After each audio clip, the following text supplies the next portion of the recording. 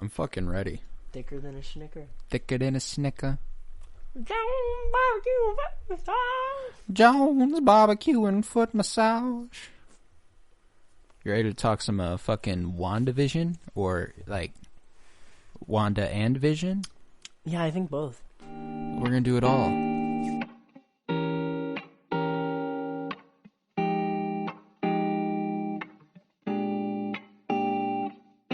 Welcome to the Penny Bloom Podcast. Ain't another place that has got more bombast. Romp past your mom, dads, listening to Tomcats, talking everything that make you sad. We don't want that. We're here to make you smile. Put your mind at ease. Peace, love, and bloom, and always praise Keanu Reeves. This what we about. Get some weed in now. We'll talk until we can't no more, and then we peacing out. Alright, let's go. Penny Bloom Podcast. It's the Penny Bloom Podcast. Penny Bloom Podcast. It's the Penny Bloom Podcast. Penny Bloom Podcast. Penny Bloom Podcast. Fuck it, let's get into it. Marvel Legends. Wanda Maximoff and Vision. This is the WandaVision Watch. I'm Colton Robertson. I'm joined by Kyler Barnett. How's it going? Oh, it's fucking great right now. It's fucking great. Yeah, no arguments. So, obviously, Star Wars Mandalorian rewatch is over. Because now we got to move on to bigger things. Important not to say better, because that is a high mark that's going to have to be achieved. No. That is earned, not given. Not given. I won't say better yet, but bigger, certainly. Yeah. More people are watching the Marvel show than there are Star Wars show. Yeah, no, we're gonna get into it. It's gonna be fucking great. So, welcome to Marvel: WandaVision: The Watchmen. This first episode, just me and Kyler. We'll do the weekly when the episodes start dropping with Joseph and Miles again. It's they not gone or nothing. We're just together tonight, so we figured why not talk about these Legends episodes that came out. Talk about the recaps of their stories. It's gonna be wonderful. Yeah, very spontaneous. You know, no slack to Joseph and Miles. You know, they will be missed. They will be missed. They will be missed, certainly. And I don't know how long this episode's going to go. We're just going to kind of talk about these their stories throughout the movies, and then we'll see where it takes us. Absolutely.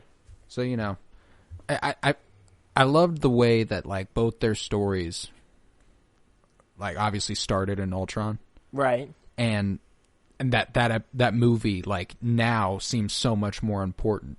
Oh, absolutely. It definitely has a new sense of like, I don't know, I guess I'll even say just gravitation. Like I don't typically sit down when I go to watch a Marvel movie. When I do, and like I don't typically, Ultron doesn't come to mind. Absolutely. But like it's one of the more weeks, underrated like knowing movies. that WandaVision is impending, it's been like, that's like one of the first like 2 or 3 that pops into my head. I'm like, man, that's weird. Absolutely. And it's also interesting because like at the beginning of Wanda's, they talk about how like Strucker created her and Pietro, and it's interesting the way they parallel Wanda and Vision's stories a little bit, because they're both the beginning of their creation is kind of by a monster, and that Strucker created Wanda, and Ultron began creating Vision, but also inadvertently Tony Stark is responsible for their creation as well, because, you know, Wanda's got the backstory where her parents were killed by Stark weapons, and that created her grudge for her to volunteer for that experience with that Strucker guy. Right, and I'll even say that, like, just seeing Strucker again, like, he's such a small, like, blemish in, like, in terms of, like, villains and stuff in the MCU in the grand scheme. Oh, no doubt. But, man, seeing him in this, like, I guess context, he seems so much more important. Absolutely. And it blew my mind because, like, I actually really like his character. Just seeing it again, it just reminds me, like, for a side character, like, he killed that. Whoever that dude is, he does a great job. Played the shit out of it. He reminds me of the guy from Kingsman. A little bit. I see what you're talking about. I can't think of his name. You know who I'm talking about. I get the vibe. I can't remember who it is. He's the big bad in Shazam. You guys know who you're with me. I'm there. Cue the noise and stuff. But, you know, it's I just liked that parallel, too. Like, their stories begin with Tony Stark. Both of them. Because, obviously, Vision starts with Jarvis as his interface. And I like how they make the point that, like, in the movie Ultron, Tony Stark's like, well, the reason Ultron killed him wasn't because he was angry. It was because this guy could fuck him up. Yep. Let's go ahead and throw this guy in a body and figure this shit out. What do you say? create another AI that could potentially destroy the universe. Thank God they did.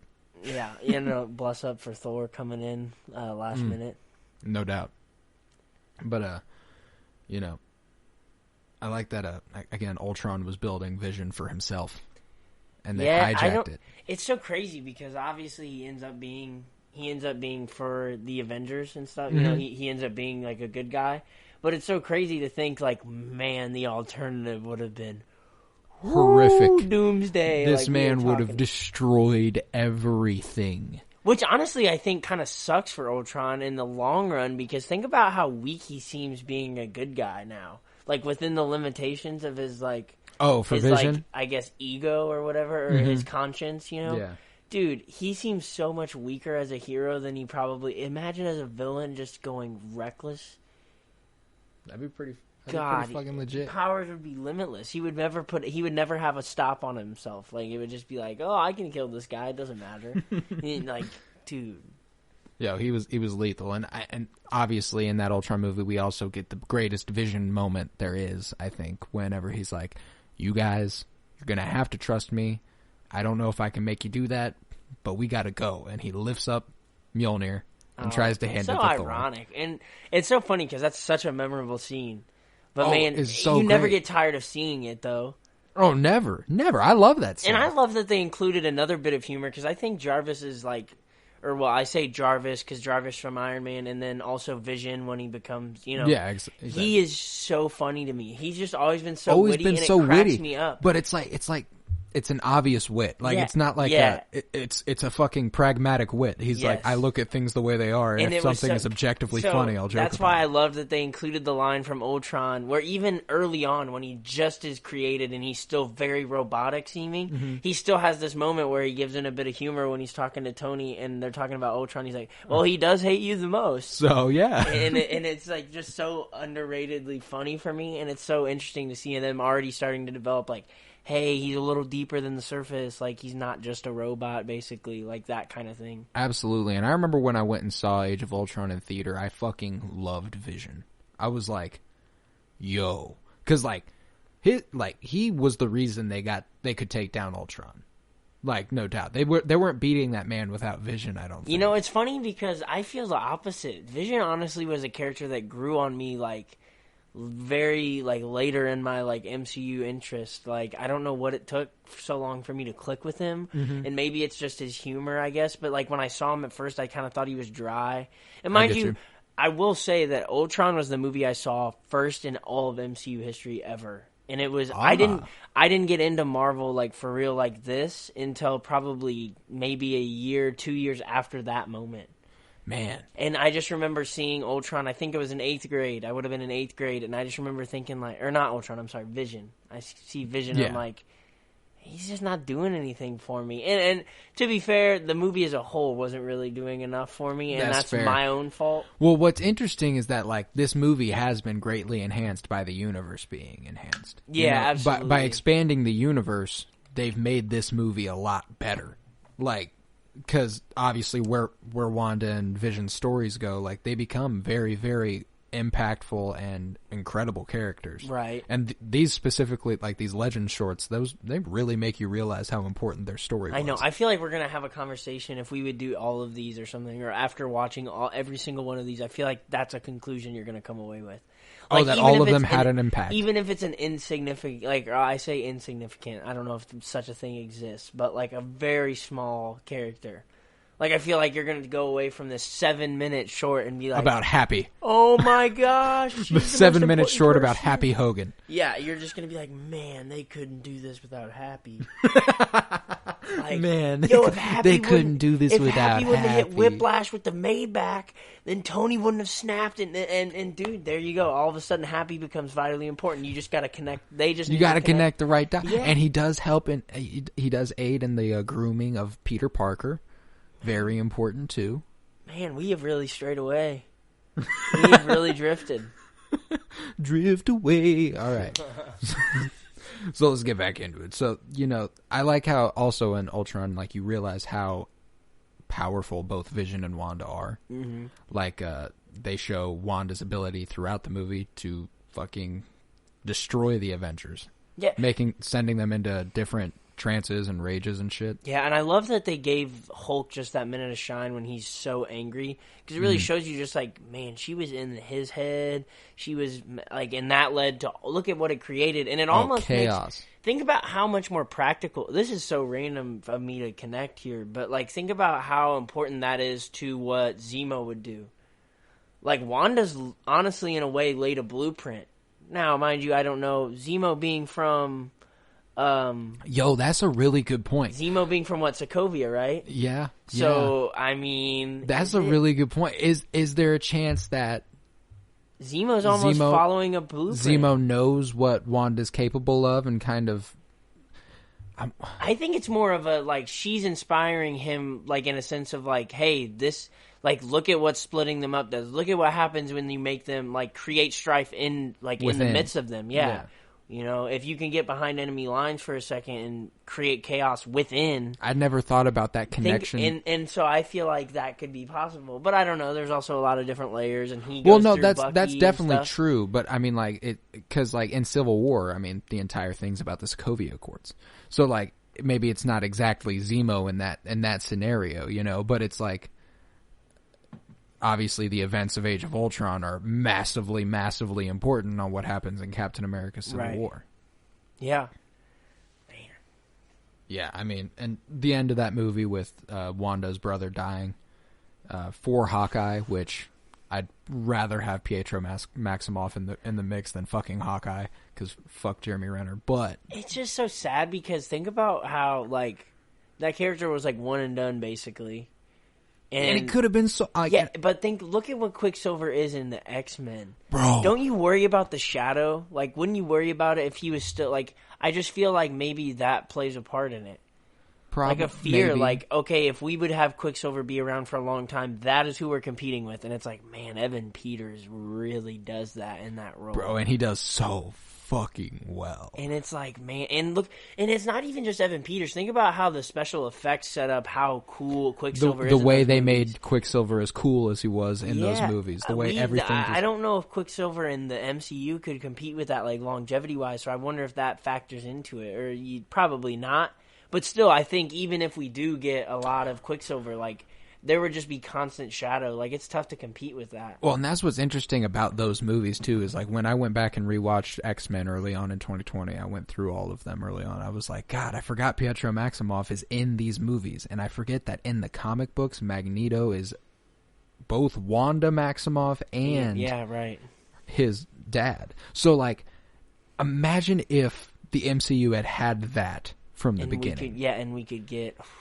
If they had Magneto, if they had the rights to the X-Men at the beginning. Think about how much more broad this universe could be with that. What's already been there with those characters. Because that's what sucks, is like, knowing the MCU the next time, if we ever see Wolverine, it's not Hugh Jackman. Or like knowing we see... But we do need that evolution. You know, we see Michael Fassbender, you don't see Sir Patrick Stewart, Ian that's McKellen. The thing, is that, like, I'm hoping we do get some crossover in the casting. And I think that's a possibility. Like, there's no reason you can't get Fassbender as Magneto still. True. I guess, yeah. It's just so weird because you've been given older versions of these characters and younger ones, and then if you would see, like, to me, seeing Michael Fassbender play the older Magneto would be like, whoa, wait this a feels fucking wrong. minute. Like, yo, where's my dog, like, McClellan? You know, where's Ian McKellen? Where's fucking Patrick Stewart? Where are they at? Like, these ain't the same. It's just like, I don't know. Now it just makes me scared that they're going to have to start fresh. And it's like, I know they could do it, but like... Well, they are going to have to start fresh. No, and they know. will do it. Like, that's the thing, is like, we're going to expand in the Fantastic Four. And like, I'm assuming that, like, what phase are we about to enter? 5? Yeah. Or 4? No. Maybe phase 4. I can't remember either or, but I don't think I think whatever the next phase is after the ones they've already made announcements for is when we're going to start seeing the X-Men come back. We're definitely about to hit phase 4. Or no, we've already finished phase 4. Definitely about to get phase 5, and I think you're saying after phase 6 we could I'm see saying at phase 6, I think. Oh. I don't think they've announced things for phase 6 yet. Okay.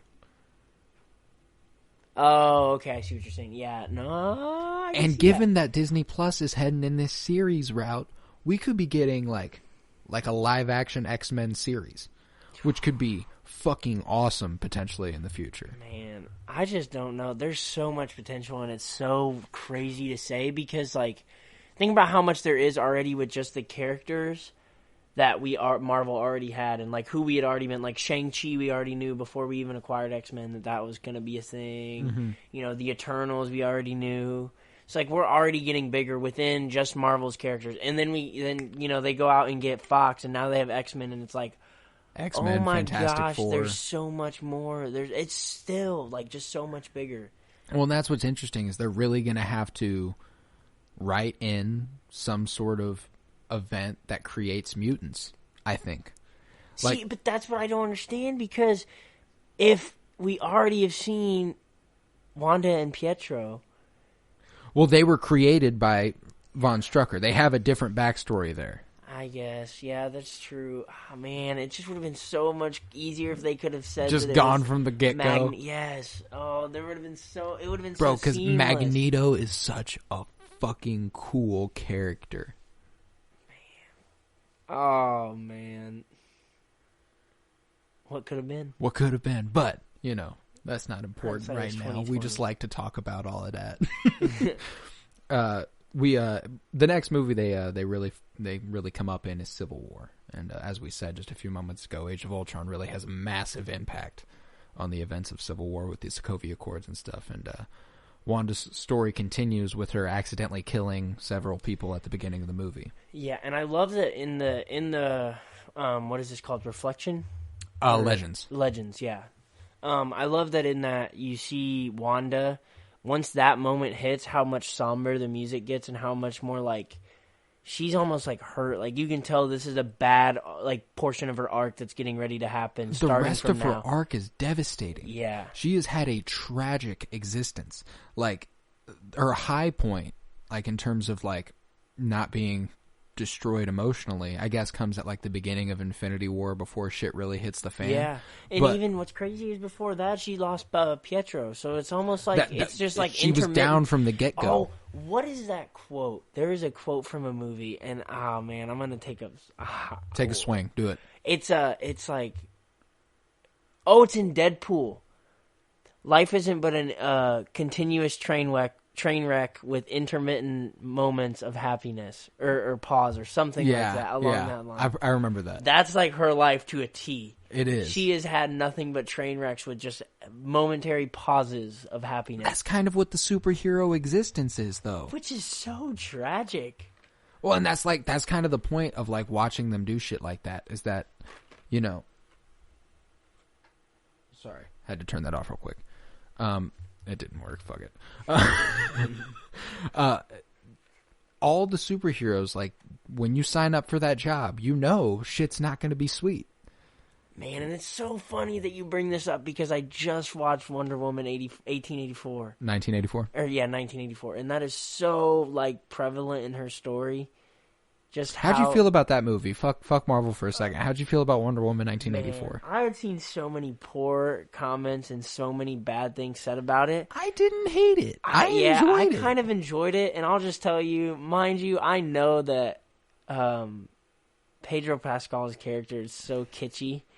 But I fucking love Pedro Pascal. Like, bro, put him in anything and I'm going to fucking love it. Yeah, I can't. After seeing my Mando up there, I can't, like...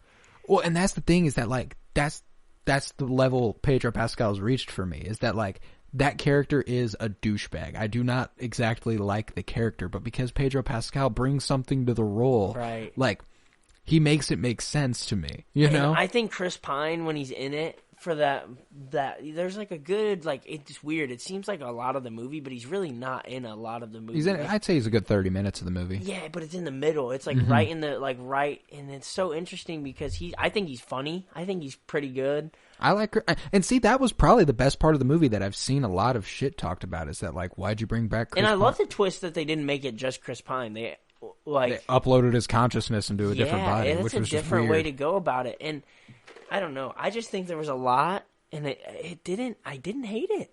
I didn't. It's a movie that I'll be able to revisit. Like, yeah, and Kristen Wiig actually plays a really interesting character. I thought didn't know she could do that. I gotta say, I didn't know that. I thought Kristen Wiig was fine. Yeah, she is mad. She's a beautiful fine. woman. She has got it. Like, she is deep in her bag.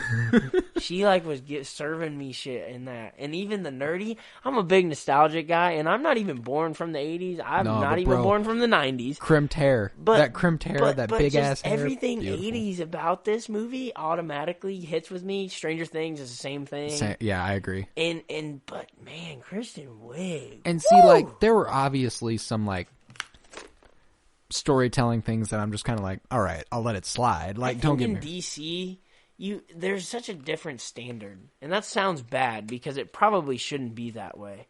But when I watch a DC movie, it's like, I already go into it knowing, like, don't watch this the way or at the level that, like... You watch a Marvel movie. Yeah, like, there's a certain disconnect almost that can really make them more enjoyable. And that's not to say that, like, that's a good thing. Like, that should be encouraged. But I think, like, you can definitely enjoy these movies. You can enjoy them. You can make them you can elevate them a little bit if you just take out the, like, Marvel out of the equation. I get you for sure. I mean, there are some apt criticisms of the movie, but it's just like, you got to get out of your head a little bit when you're watching a DC film. Yeah, I agree. And like I said, like, it may not be fair, or that may not be that might not be the best vote of, like, confidence, I guess, in DC. Mm-hmm. But, like, that's the standard they've set now, and if, like, I'm going to enjoy these movies, like, I want to enjoy the movie, whether it's, like, critically, whatever I already know about it, like, even if I know it's, like, already been kind of panned a little bit, I want to go into it with a mindset of, like, hey, maybe I can still enjoy this. Like, absolutely, I'm with you. But, you know what movie I really enjoy? Civil War. Let's get back into that. Yeah. So, after she's accidentally prevented a disaster and caused a slightly smaller one, you know, she's pretty down on herself, understandably. People are scared of her. She knows people are scared of her, and she understands why they're scared of her, so that really puts you in a really rough spot. And Vision's like, they can't help but be scared of you. It's an involuntary response. I know, and this is where you definitely see the, like, non-human element of, like, Vision kind of really come out, and you see it have this effect in this movie. Like, because think about how their arcs intertwine in Civil War, and I guess it's funny I say intertwine, but honestly, they more break off. They more become, like, because, you know, they have different ideas about how they feel about this. But they're on still different sides. Right, but there is that, like, break, you know, right here. Mm-hmm. And it's interesting to see that, like, I like to think of this, like, her rebelling, like, from Vision. Like, that pissed her off so bad that now she wants to, like, go fight for the other side. Like, she's, like, definitely going to go. I feel like she's just so angsty right now, given everything she's dealing with. I think it's just, like, taking control of her own narrative. She's like, okay, all of you are scared. You're all scared of me. Sure. I'm going to try my best to give you a reason not to. Like, I'm going to fight on the side of, because she was on Captain America's side, right? So she's like, you know what? I'm going to do this shit then. It is that rebellion. It's that rebellious spirit a little bit, you know? And Vision is very much so that, and he granted, he always had the best intentions. He always did. He was always being there for her, and that he was, like, trying to protect her safety, and he wanted to keep her happy and stuff, because it is so obvious Vision is just crushing on Wanda Maximoff so fucking hard. Oh, yeah, absolutely. Is that paprikash? I mean, it's just, it's cute as hell. Like, I don't remember watching Civil War and thinking, God, that's cute as hell. But, like, now when that's why I like this short. This is going to make me appreciate everything with Wanda and Vision a lot more. And it's funny because the relationship, like, I don't know, I guess seeing them fight like that for a second there in the Avengers, you know, when Clint comes to break her out, it just, like, it's a little harder, it's a little more potent. It's like, man, that kind of actually sucked. Like, I don't remember it sucking like, that she bad. Sent that man to the middle of the earth. Yeah, and it's, like, sad because it's like, man, they actually were getting somewhere. Like, Vision's, like, really, like, you know what I mean? Just, like, knowing, like, what's being set up and, like, knowing that fight happens, it makes it hit a little harder for me. Well, and what was cool about that fight, too, is that it wasn't truly that they were, like, angry at each other. It was simply that they each had to do what they thought was right. Right. And they were just like, I get it, but I got to do me. So, deuces, bro. I'm going to throw you down real quick. And that was just kind of the approach to it. And then and I think Vision just, like, automatically gravitates to Tony's side because obviously the Jarvis interface. Yeah. But also him being like, I've just got to save Wanda. Mm-hmm. You know, so, like, and I think the best way to do that for her to. I think it's easiest for Vision too to have a little side narrative too, because like he's so smart. I guess is all I have to say. Is like he's gonna be able to like find and think and engineer ways to like, how can I fight against them without hurting her? How can I protect her without like, you know what I mean? Like he can almost serve as this like middleman-ish type thing in a way, just because of how like he's set up to like just combat in general. You know what I mean? Yeah, for sure. So it's just, I don't know if that makes sense at all, but I was wondering at this point in the shorts here if Vision was developing something of a subconscious, because Wanda holds up the tower that Vision's knocking down for Cap and Bucky to run through, and then what stops her is War Machine doing that like sonic charge at her, and it like really fucks her up, and she goes down, she gets knocked the fuck out, and Vision goes to her aid immediately. Then he just looks up and fires, and obviously Falcon's there. He did nail Rhodey right where it would fuck him up, though, and it makes me wonder whether like you were just saying, if it's just like a gravitating towards protecting Wanda. And I don't know. I don't think that was the intention, but I like that idea a little bit, you know? It's funny because it reminds me of, oh shoot, what was I just, oh gosh.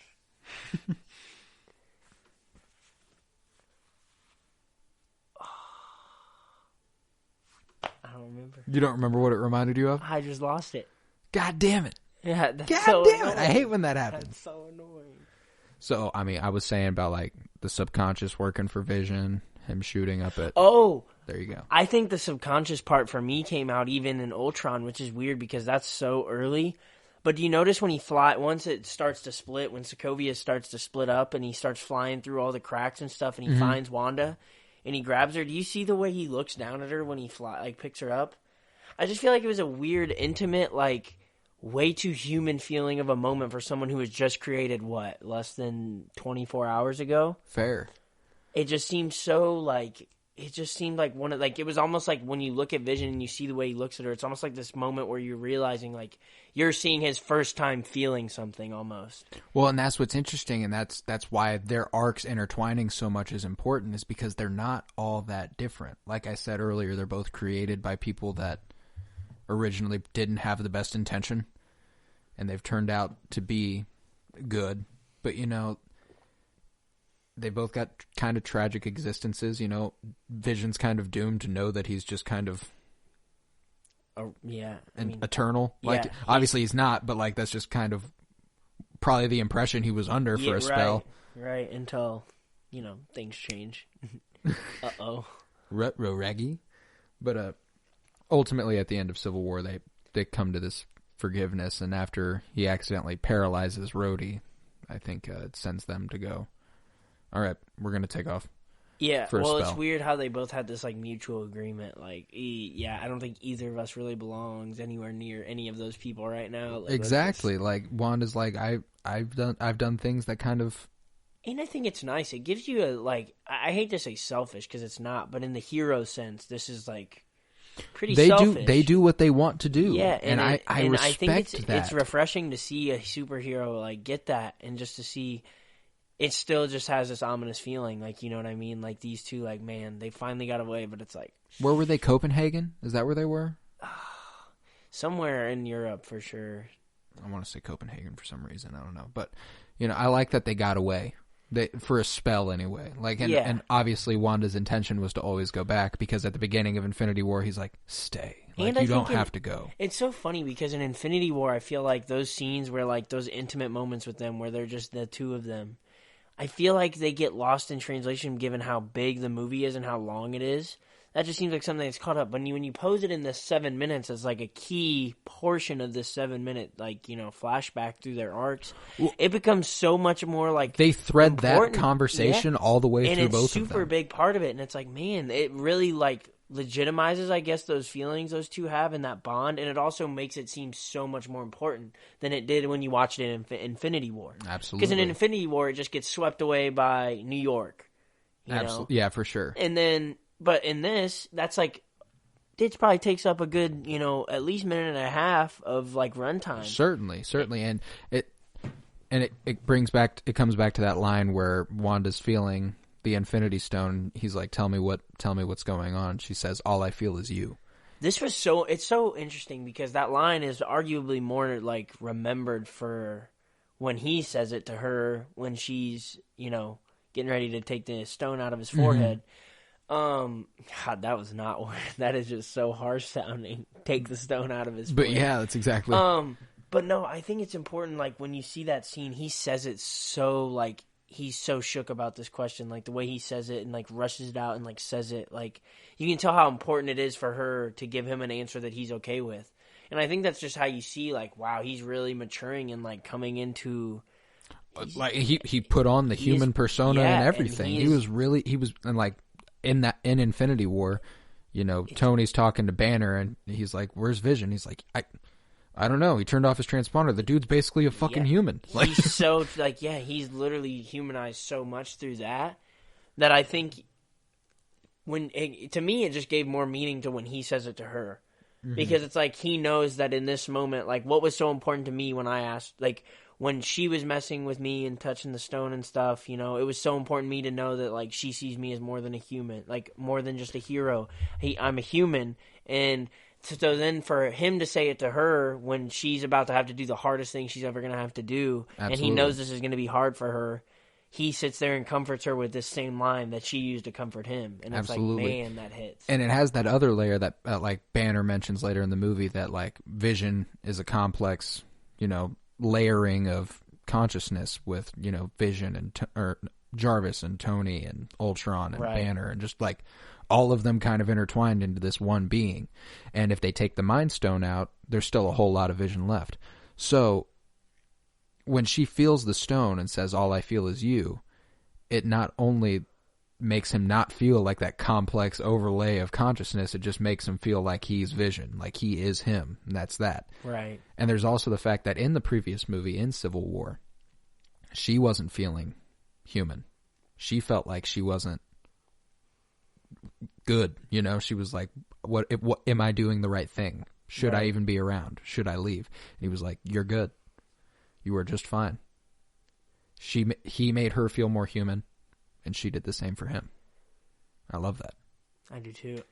Another thing that I thought was interesting about the stuff from Infinity War was seeing, I don't know, I guess for me the standout and like when it comes to Wanda, like combat, like just being out like in the trenches, I guess, Mm-hmm. The thing that comes to mind most immediately is her with Thanos and Endgame, which we see again. God. Which chills. Top notch. Like, before I even saw this, it was top notch, like one of my favorite moments in all of it. But like, I'm not going to lie to you. When I was watching this, like... such a necessary triumph, and it really paints it as such because you get to see all the tragedies back to back to back. It made me feel like I was watching like a... and like, this is just a really ripe example that's just readily available in my mind. It reminded me of Luke Skywalker walking through the doors in The Mandalorian, with his lightsaber. Yeah, like, just the try. When she like raises up in the air. You can just hear in the background like this, not like legitimately, but I mean like in your head, you're just watching this and like hearing like trumpets so well, and like mm-hmm. This is that defining like triumphant moment like she's been waiting for. It's the Rocky finally getting his shot at Ivan Drago. Like mm-hmm. It's everything you've been waiting for, like the big one. You know what I mean? Absolutely, and obviously at the end of Infinity War, they have to prevent Thanos from getting the stone, so she explodes that shit in Vision's head, but he's just like, I already got the time stone, guess what? I'm gonna rewind. Gosh. She has to watch it happen the second time. That's horrifying. Dude, horrifying. She watches his dead body collapse and stuff. It's just devastating, and obviously she's gonna get his ass back for that, and I love that. So when she gets the chance, she does not hold back, and there is nothing more horrifying than a miracle. Coming back to it right then, when we talked about this off mic, but man, in that moment, it was because like what that line means in that moment is that Thanos needs to be afraid of what's about to happen. Yeah, because like, oh man, and because that was a line by Strucker. Yeah, Strucker said that shit in Ultron, and being able to apply it for a scene between Infinity War and Endgame is just fucking brilliant. I love it. Mm-hmm. It's outstanding.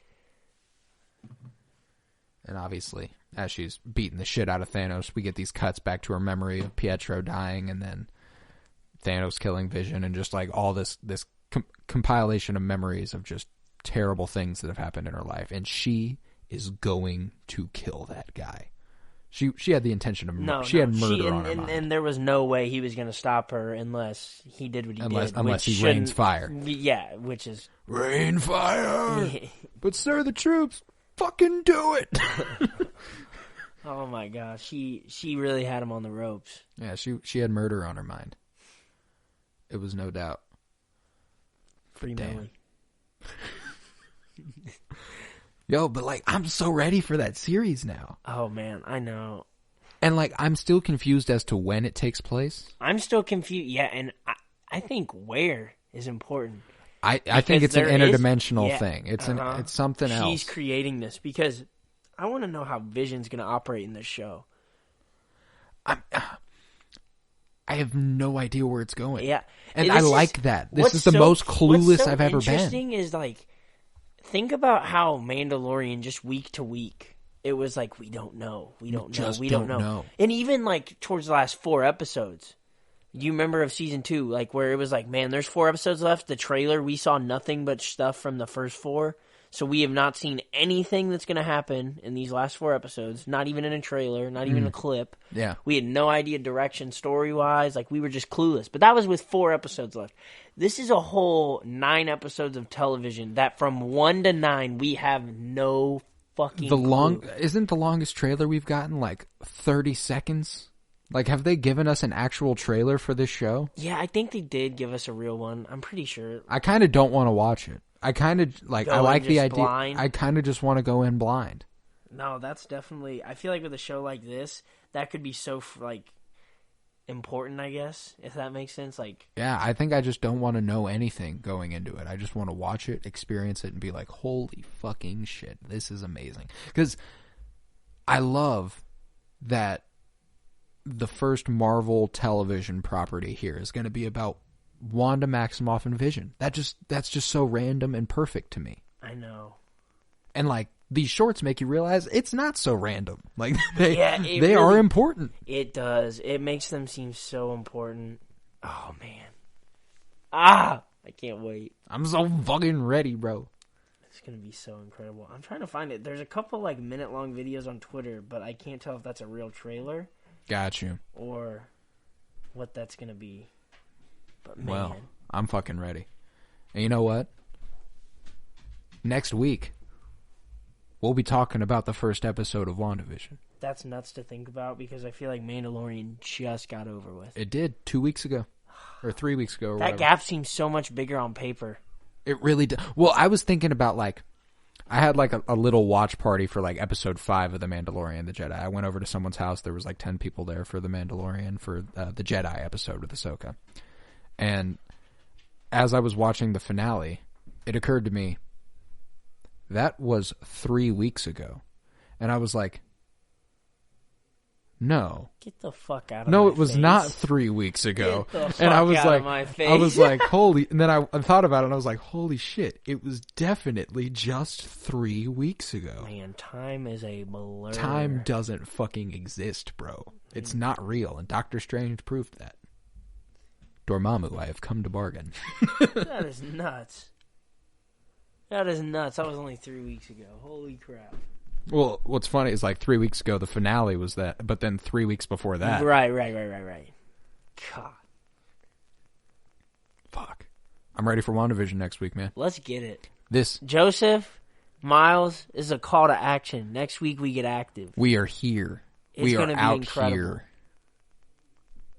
This has been the Penny Bloom Podcast. 'Twas I, Colton Robertson, and I was joined by none other than KBZ, Kyler Barnett. So weird being referred to as that, because usually it's on the screen. You know, I can see it. I can remind myself, but man, hearing it in person, seeing it. I like the nickname. It flows off the tongue really well. Man, now I just realized I just outed myself as like basically totally disclosing that this nickname has basically been because I would make my own name that on. Now I seem self-centered as fuck. No, you don't. I made up Koro. Okay, well, hey, I don't feel as bad because look at how that's played out. Exactly. A lot of people regard me as Koro. Okay. Yeah. So KBZ, Kyler Barnett was here. Normalize giving yourself nicknames 2021. Absolutely. That's the how awesome is it that my first podcast of 2021 recording is with Kyler Barnett after my first podcast in 2020 was also with Kyler Barnett, also about Marvel. What's crazy is I never would have guessed that if you'd have told me last year when I did this that I would either A, be back at all really, or B, that I would be back and regularly. Right in the same time. Like I'd be back and like we'd be doing this on the That regular. had to have been pretty much a year ago today. Like that It's got to be within a couple days. Like it's close. Definitely close. Man, that's wild. Well, this was a joy. Again, this was the Penny Bloom podcast, and please always remember, peace, love, and bloom. And always praise Keanu Reeves. Oh, I had an idea for another sign-off, and it was because we were watching The Mandalorian, and after I watched Wonder Woman 1984, and I thought about Game of Thrones, I was like, fuck, I love Pedro Pascal. All right? So I was thinking about, and like in the line of the theme song where I'm like, peace, love, and bloom, and always praise Keanu Reeves, or it's like what do I say before that? Here to make you smile, put your mind at ease. Mm-hmm. Peace, love, and bloom, and always praise Keanu Reeves. I was thinking, like, what if I was like, haha, we out here, we some little rascals, peace, love, and bloom, and always praise Pedro Pascal. Like, that shit's hard, okay? Damn. I love that shit. We can retool it, like, it'd be like in a TV show. You remember when you were a kid and you'd watch a TV show, and they'd update that theme song, like the song would be the same, but then maybe the scenes were different. Something was different, and you were like, "Oh, that's new. I haven't seen that before." You got the Leo DiCaprio from Once Upon a Time. Exactly. Hey, look, there I am. there I am, right there. Maybe we watch that. Let's do it. Hey, we'll be seeing you. We'll be seeing you. All right. Peace, love, and bloom, and always praise Pedro Pascal.